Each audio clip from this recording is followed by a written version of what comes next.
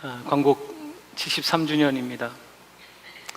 반만년 역사 가운데 가장 고통스러웠던 36년의 역사를 경험하신 분들도 여기 계시지만 우리는 우리 부모님의 이야기를 통해서, 우리 선배들의 이야기를 통해서 듣고 있습니다. 36년, 날수로 따지면 12,771일입니다. 36년은 우리에게 360년처럼, 3,600년처럼 아주 길게 느껴지는 안타까운 역사였습니다. 그 당시에 광복을, 해방을 바랬지만 해방이 올 거라고 믿기가 쉽진 않았습니다. 그만큼 우리는 무력했고, 그만큼 우리에게는 빛이 보이지 않았기 때문입니다. 함석헌 선생은 한국의 해방에 대해서 설명하면서 하늘에서 온 떡이라고 말했습니다. 하늘에서 온 떡, 웬 떡이냐 그러죠. 거저 받았다는 뜻입니다. 그만큼 우리는 무력했고, 그만큼 우리에게는 소망이 없었습니다. 도적같이 우리에게 해방이 찾아왔고, 우리는 오늘 광복 73주년을 맞이하고 있습니다. 하지만 이 땅은 아직 온전히 해방되지는 못했습니다. 여전히 남북이 서로 총을 겨누고 있고, 73년이 지났건만 우리에게 여전히 분단의 아픔과 고통이 깊이 뿌리 박혀 있는 것을 경험하고 있습니다.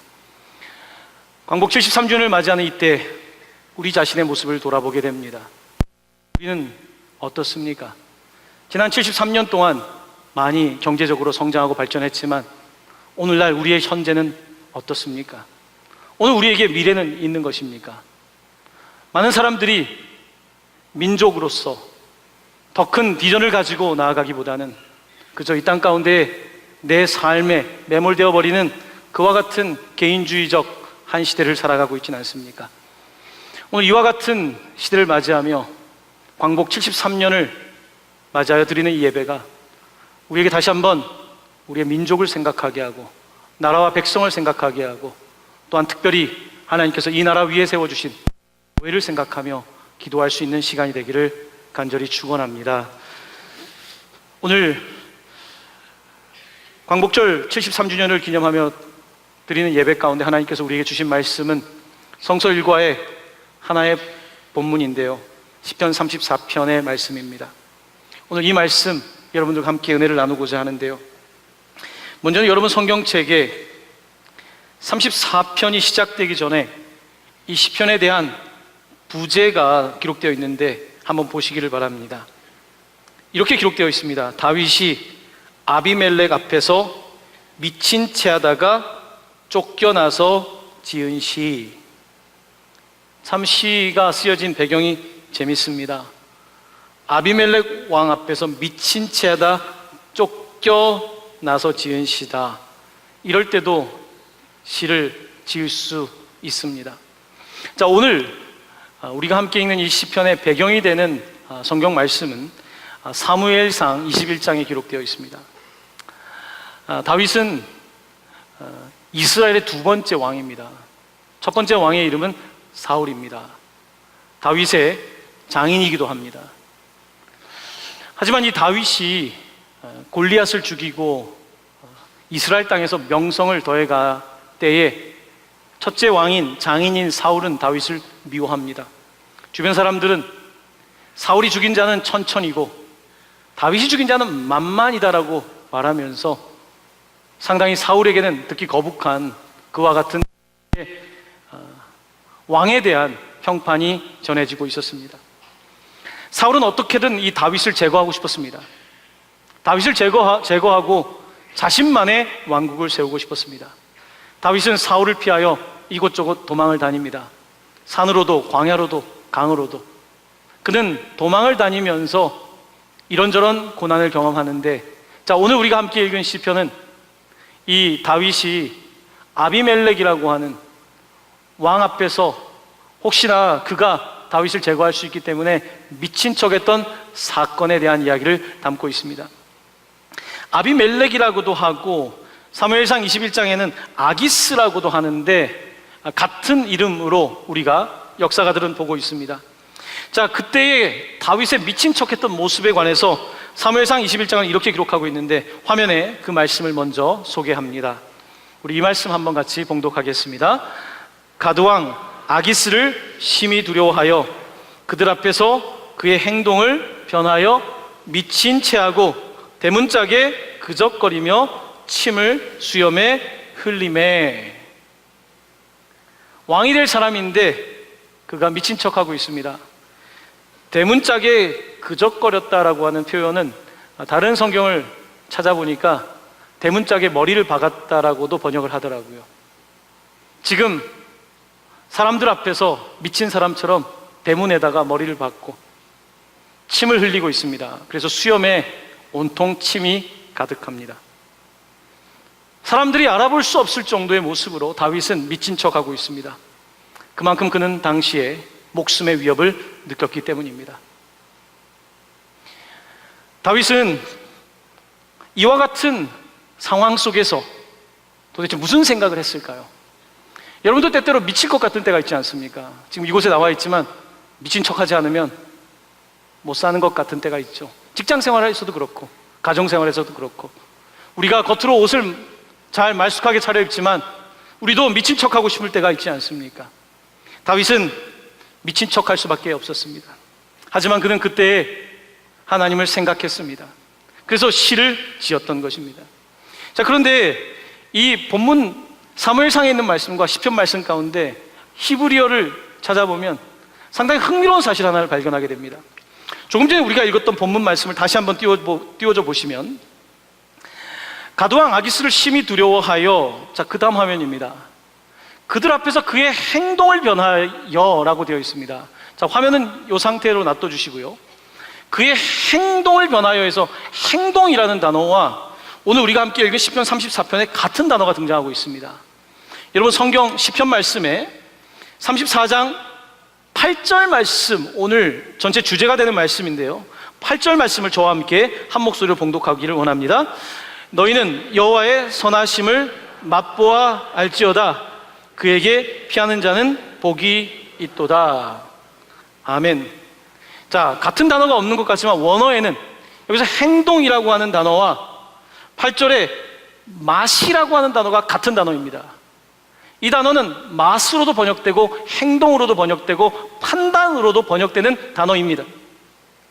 자, 오늘 다윗은 자신을 위협하는 왕 앞에서 자기의 행동을 바꿨습니다. 조금 전까지는 정신이 똑바른 사람이었는데 미친 척을 하고 있습니다.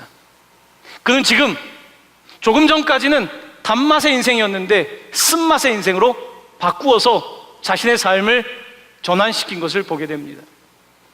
오늘 그의 달랐던 행동, 그의 이런 모습을 담은 그 단어를 사용해서 오늘 시편 다윗은 여호와의 선하심을 맛보아 알지어다라고 말하고 있는 것입니다. 여러분도 인생에 쓴맛을 볼 때가 있으시죠? 혹시 지금 쓴맛을 경험하고 있지 않습니까? 우리의 인생의 쓴맛 가운데 어떻습니까? 쓴맛을 볼 때에 우리 속도 썩어요. 입만 쓴 게 아니라 속도 썩게 되고, 보통 인생의 쓴맛을 많이 본 사람들은 쓴뿌리를 가지고 있는 것을 보게 됩니다. 그래서 별것 아닌 일에도 분노하고 적개심을 가지고 사람들을 공격적으로 대하는 거예요. 그것은 그만큼 인생이 썼다는 이야기거든요. 쓴맛을 많이 본 사람들은 자신의 영혼까지도 쓴맛을 낼 수가 있습니다. 다윗은 지금 쓴맛의 인생을 경험하고 있습니다. 성경을 찾아보면 이스라엘 백성들이 광야를 지나서 이제 하나님께서 물을 주시는데 광야에서 물을 마시지 못하는 일이 있었습니다. 그 이유는 그 물이 썩기 때문이에요. 그 물의 이름을 마라의 쓴물이라고 합니다. 마라는 쓰다는 뜻입니다. 성경에 나옴이라고 하는 한 과부의 이야기 등장합니다. 이 여인의 며느리가 룻입니다. 나오미는 남편을 잃고 두 아들을 이민 가서 다 잃어버리고 자신의 고향인 베들레헴에 돌아왔을 때 사람들이 와서 그에게 나오미 왔니? 나오미 왔어? 나오미는 기쁘다는 뜻입니다. 나오미 왔니? 할 때 나오미는 이렇게 대답합니다. 더 이상 내 이름을 나오미라고 부르지 말고 마라라고 불러라. 쓰다라고 불러라. 나오미는 쓰디쓴 인생을 살았습니다. 오늘 다윗은 아주 쓰디쓴 인생을 경험하고 있습니다. 멀쩡한 사람이 미친 척을 해야 된다니요. 그런데 놀랍게도 미친 척하는 다윗이지만 그의 정신은 아주 또렷했습니다. 상황은 나를 미치게 했고 상황은 나의 인생을 너무나 쓴맛을 내고 있었지만 다윗은 또렷또렷합니다. 그의 행동을 변화시킵니다. 그의 입맛을 변화시킵니다. 침을 질질 흘리면서 내가 도무지 감당할 수 없는 상황이지만 그는 그때 기지를 발휘해서 그 상황을 모면하게 됩니다. 그는 쓴맛의 인생을 다시 단맛으로 바꿀 수 있는 사람이었던 것을 보게 됩니다. 그래서 그는 오늘 이와 같은 절체절명의 위기에서 그의 행동을 바꾸며 침을 흘렸던 그가 뭐라고 시편을 기록하고 있냐면, 너희는 여호와의 선하심을 맛보아 알지어다. 맛보아 알지어다. 이 쓴맛을 본 사람만 인생을 말할 수 있겠죠.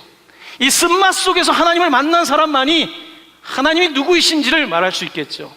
다윗은 그렇게 자신의 이 맛으로 하나님을 표현하고 있는 것을 보게 되는 것입니다. 오늘 우리가 함께 읽은 8절을 보십시오. 너희는 여호와의 선하심을 맛보알지어다. 의로운 다윗, 죄가 없는 다윗을 하나님께서는 살려주고 계시고 그는 하나님은 선하신 분이다. 그것을 맛보아 알지어다. 그러면서 그에게 피하는 자는 복이 있도다. 도무지 아무데도 피할 곳이 없는데 미친 척하며 하나님을 의지하며 살아가고 있는 이 다윗은 여호와의 선하심을 맛보아 알지어다. 그에게 피하는 자는 복이 있다라고 선언하고 있는 것입니다. 오늘 본문의 말씀은 고난의 삶을 살아가는 사람들에게 주는 위로입니다. 미친 척하며 살아가는 사람들에게 주시는 위로입니다. 마음이 너무 상하고 도무지 살아낼 방법이 없는 사람들을 위한 하나님께서 주신 선물입니다. 다윗은 어떻게 이와 같은 고난의 시간들을 극복할 수 있었을까요? 그는 오늘 시편처럼 고난 속에서 주님을 만났던 것입니다. 이런 시편은 150편으로 구성되어 있습니다. 그 가운데 다윗이 쓴 시가 75편입니다. 절반의 시는 다윗이 쓴 겁니다. 고난 속에서 그는 하나님을 찬양하는 방법을 터득했습니다. 다윗은 하나님을 찬양하는 사람이었어요. 찬양이 그가 가장 잘하는 특기였습니다. 신방을 종종 갈 때가 있습니다. 어떤 분들은 폐가 안 좋아서 호흡이 어려워요. 이번 주에도 호흡이 어려운 분을 만났습니다. 하루하루 사는 게 너무 겁이 나는 거죠. 너무 두렵죠. 성경책 가지고는 읽지만 읽어도 눈에 들어오지 않는 거죠. 기도 해야 되는 건 알지만 기도조차 힘들 때 음악을, 찬양을 듣는 것이 그 상황을 그나마 이겨내는 방법이라고 하시더라고요. 다윗도 마찬가지였습니다. 그는 시편으로 하나님을 노래하며 그 상황들을 극복해 나가고 있습니다. 여러분, 오늘 다윗은 이렇게 미친 척하는 삶의 자리에서 어떻게 하나님을 찬양하고 있을까요? 우리 34편 1절 말씀입니다.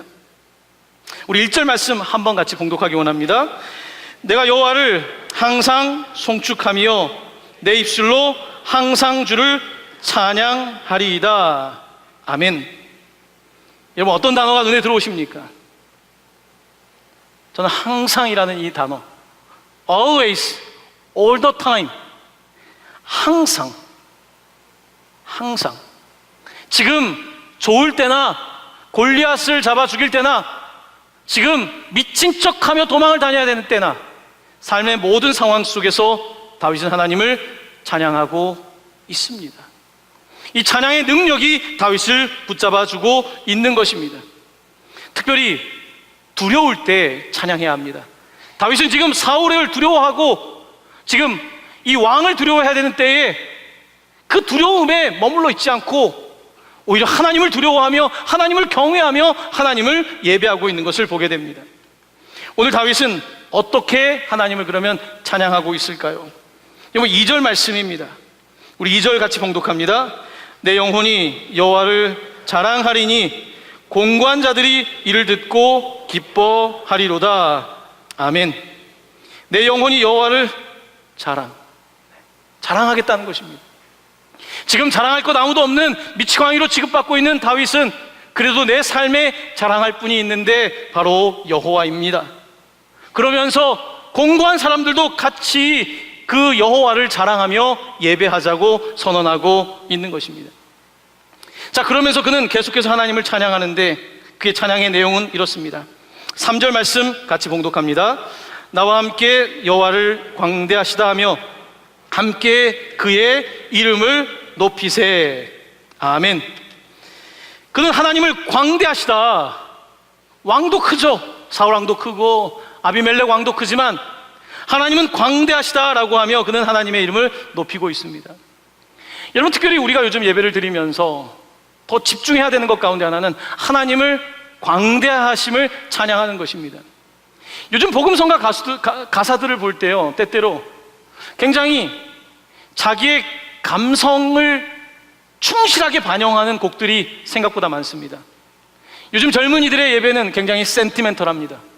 음악적으로 감정을 일으키는 것이 예배 본질이라고 생각하는 경향이 있습니다. 자, 그런데 찬양의 핵심은 내가 지금 슬프다라고 하는 감정을 표현하거나 내 마음을 표현하는 것에 다 있지 않습니다. 예배는 내 감정 표현으로 끝나는 것이 아니라 여호와는 광대하십니다를 선포하는 것입니다. 지금 내가 아비멜렉 앞에서 미친 척하고 있는데 그래서 내가 죽을 것 같습니다라고만 고백하는 것이 찬양은 아닙니다. 예배는 아닙니다.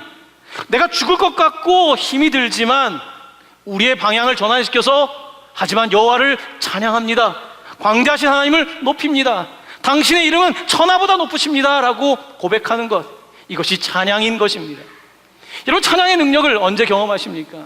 특별히 이제 금요 떨기 예배 때는 우리가 찬양을 많이 하는데요, 저도 한 주간의 삶을 보내면서 피곤하고 지쳐 있을 때 어떨 때는 8시 밤에 올라오게 되면 몸이 굉장히 힘들 때가 있어요. 근데 그때 자꾸 내 감정에 사로잡히게 되더라고요. 자꾸 내 피곤함에 사로잡히게 되더라고요. 근데 그때 예배할 때 계속해서 하나님에게 집중하는 거예요. 나에게 관심을 집중하는 것이 아니라, 맞습니다, 하나님, 이 시간은 하나님을 찬양하기 위해 온 시간인데 하나님만 높입니다. 마음을 하나님께 집중할 때 놀랍게도 다시 막 힘이 생겨나는 거예요. 여러분의 삶도 마찬가지라고 생각합니다. 우리의 삶에 고난이 있을 때에, 미친 것 같이 지내야 되는 그런 때가 있을 때에, 사랑하는 성도 여러분, 내 감정을 무시하라는 것이 아니라 내 감정에 매몰되어 있고 그 안에서 우울해하거나 그 안에서 슬퍼하는 것으로 끝나는 것이 아니라 여러분의 관심을 주님께로 전환시키시기를 바랍니다. 하나님을 향하여 전환하게 될 때 놀라운 일들이 벌어지는데, 오늘 시편은 그 전환 과정에 대해서 이렇게 묘사하고 있습니다. 여러분, 저와 함께 4절부터 7절까지 이 환난 속에서 찬양하는 다윗에게 어떤 변화가 일어나고 있는지 4절로 7절까지의 말씀을 함께 봉독하겠습니다. 내가 여호와께 간구하매 내게 응답하시고 내 모든 두려움에서 나를 건지셨도다. 그들이 주를 앙망하고 광채를 내었으니 그들의 얼굴은 부끄럽지 아니하리로다. 이 곤고한 자가 부르짖음에 여호와께서 들으시고 그의 모든 환난에서 구원하셨도다. 여호와의 천사가 주를 경외하는 자를 둘러 진치고 그들을 건지시는도다. 아멘. 여러분, 시편의 특징은 간단하게 하면 이 2가지 패턴입니다. 첫 번째는 자기의 삶이 혼란스러운 걸 고백해요. 하나님, 원수가 이렇게 많습니다. 내 마음이 너무 상합니다. 어떻게 해야 됩니까? 그런데 시편은요, 그렇게 감정으로 끝나지가 않습니다. 전환점이 나타나요. 그런데 여호와께서 의인을 돌봐 주실 것이고 너를 건져 주실 것이고 구원해 주실 것이고, 이런 내용들이 다시 등장하기 시작합니다. 우리가 읽은 4절부터 7절까지는 주로 중요한 단어가 건지셨다, 구원하셨다라고 하는 단어입니다. 자, 그리고 여러분 5절 말씀을 다시 한번 보십시오. 5절은 이렇게 되어 있습니다. 그들이 주를 앙망하고 광채를 내었으니 그들의 얼굴은 부끄럽지 아니하리로다. 다윗은 지금 얼굴이 너무 부끄러워요. 여러분, 지금 침을 흘리면서 대문에다가 머리를 박고 있습니다. 너무 부끄러워요. 어떻게 이렇게 인생을 삽니까? 차라리 명예, 스스로 살인하는, 스스로 자해하고 죽는 것이 낫지 않습니까? 하지만 다윗은 내가 이런 상황이지만 얼굴이 부끄럽지 않습니다. 나는 미친 척하지만 오히려 저들이 미쳐있지 나는 똑바른 정신을 가지고 있습니다. 다윗은 이렇게 고백하고 있는 것입니다. 그러면서 그는 비록 침을 흘리고 있고 그의 행동을 이렇게 바꾸었지만 하나님의 선하심을 맛보아 알고 있는 것입니다. 그의 이 놀라운 변화가 지금 어디에서 발생하고 있는가? 하나님을 찬양하는 자리에서 나타나고 있는 것을 보게 됩니다. 여러분, 시편은 시입니다. 곡조 있는 시입니다. 노래입니다. 시편을 설교할 때마다 시편을 어떻게 접근해야 되는가, 때때로 시편을 분석하기도 하고 하지만 역시 시편은 노래로 불러야 가장 좋은 것 같습니다. 여러분들과 함께 이번 주 설교를 준비하면서 이 다윗의 심정을 좀 저에게 적용하고 우리 성도님에게 적용하면서 이 찬양의 가사가 좀 떠올랐습니다. 화면에 이 찬양을 띄워줄 텐데요, 저와 함께 찬양하기를 원합니다. 감사의 시험이 닥쳐올 때에, 잘 아시죠? 제가 청년 때 이 찬양을 알았는데요, 그때는 이 찬양이 그리 좋진 않았어요. 그냥 옛날 찬양 같고 그랬는데 요즘 이 찬양이 그렇게 좋더라고요. 여러분도 저와 같은 마음일 줄 압니다. 오늘 시편은 연구하는 것으로 끝나면 시편이 아닙니다. 이것이 우리의 고백이 되어야 되는 것입니다. 우리 함께 이 찬양으로 함께 우리 마음을 주께 고백하기를 원합니다.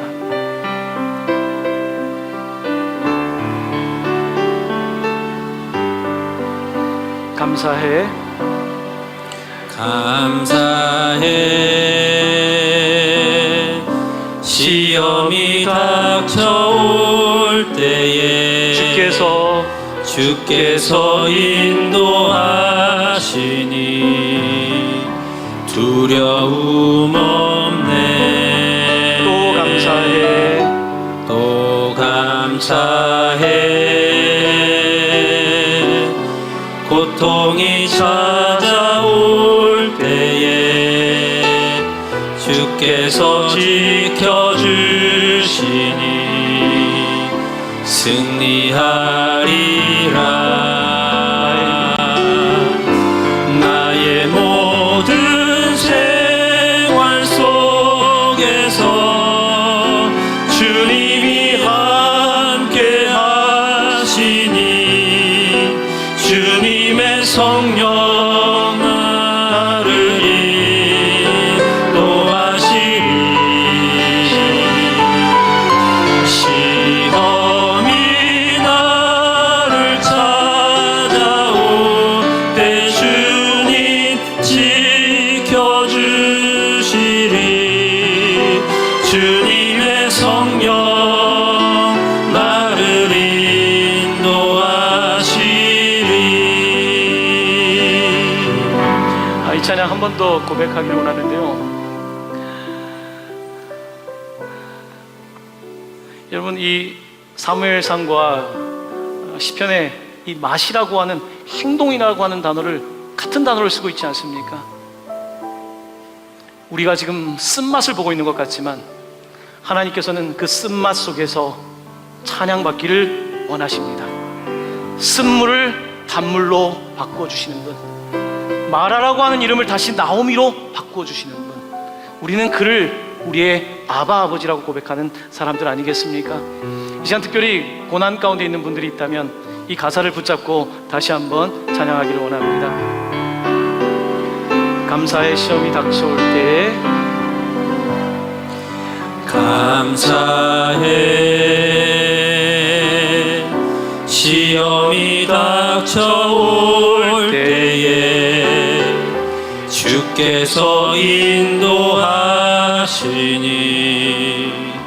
두려움 없네. 또 감사해.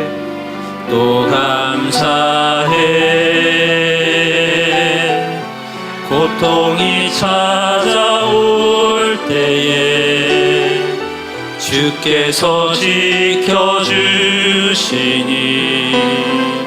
승리하리라. 나의 모든 생활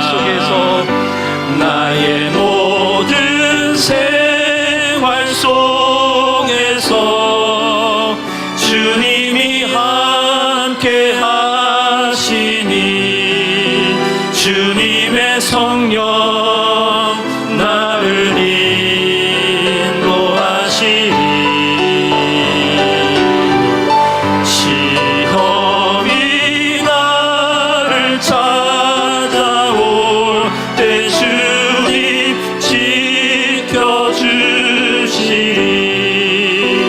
주님의 성령 나를 인도하시리.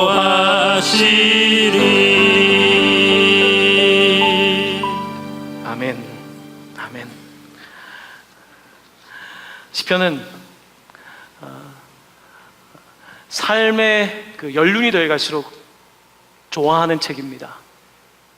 시편은 우리의 삶에 딱 성경책을 비면 정 가운데 있습니다.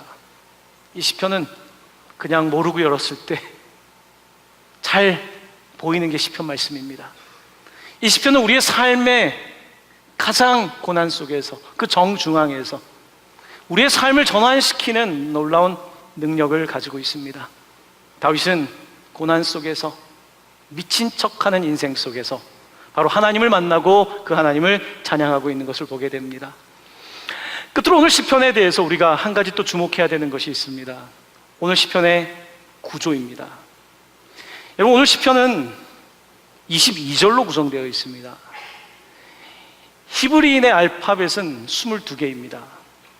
오늘 시편은 알레프라고 하는 첫 번째부터 타브까지 A, B, C, D처럼 기역, 니은, 디귿, 리을처럼 각 절이 그 첫 번째 글자를 따서 만들어진 시편입니다. 이런 시편을 일컬어서 에크로스틱 스타일이라고 말합니다. 오늘 시편은 에크로스틱 스타일로 그 글씨 하나하나를 따서 만든 시편으로 만들어져 있습니다. 왜 이런 시편을 만드는 것일까요? 우리로 하여금 쉽게 기억하게 하기 위해서. 기역, 니은, 디귿, 글씨 순서대로 우리가 하나님을 찬양할 수 있도록 만든 시편인 것입니다. 오늘 시편은 우리에게 우리의 삶의 모든 언어를 동원해서 우리의 모든 감정의 상황과 우리의 삶의 모든 상황 속에서 그 A부터 Z까지, 기역부터 히읗까지 모든 것을 동원해서 하나님을 찬양할 것을 우리에게 요구하고 있는 것입니다. 그래서 이 시편은 굉장히 아름답습니다. 이런 스타일의 시편에 여러 개가 발견되는데 오늘 시편은 그 중에 하나입니다. 오늘 이 시편을 묵상하면서 저도 한국 사람으로서 기역부터 히읗까지 그 스타일로 한번 시를 적어보았습니다. 여러분도 집에 가셔서 한번 해보시길 바랍니다. 아이들과 함께 기역부터 히읗까지 한번 글자 놀이를 하듯이 한번 아이들과 한번 시편을 만들어 보면 재미있을 것 같습니다. 오늘 여러분 주보 일면에 제가 광복의 노래라고 하는 34절 말씀과 같은 형태로 제가 시편을 하나 썼는데요. 여러분과 함께 같이 이 시편으로 하나님을 찬양하고 싶습니다. 여러분들이 앞에 운을 띄워주시면 되겠습니다. 기억하시면 제가 읽는 방식으로 히읗까지 진행하도록 하겠습니다. 여러분들이 시작해 주시길 바랍니다. 광복의 감격과 감사 우리 모두 함께 노래하세. 눈부신 햇살에 젖은 과거의 옷은 모두 벗어버리고 대지를 적시는 은혜의 소낙비에 새 옷으로 단장하고 랄랄라 새 노래로 민족의 새 아침을 노래하세. 민족이여 조국이여 우리 모두 함께 일어나세. 복음으로 위대한 하나가 되어 세상을 향한 긍휼과 정의의 가슴으로 우주를 가로지르는 믿음의 상상력으로 주님을 높이 더 높이 올려드리세. 천군 천사와 함께 날아올라 크신 주님께 벅찬 찬양을 부르세. 통치자의 권능을 만방에 보이소서. 평생토록 오직 당신만을 찬양하겠나이다. 하나님 오직 당신께만 모든 영광과 찬송을 올려드립니다. 아멘. 아멘.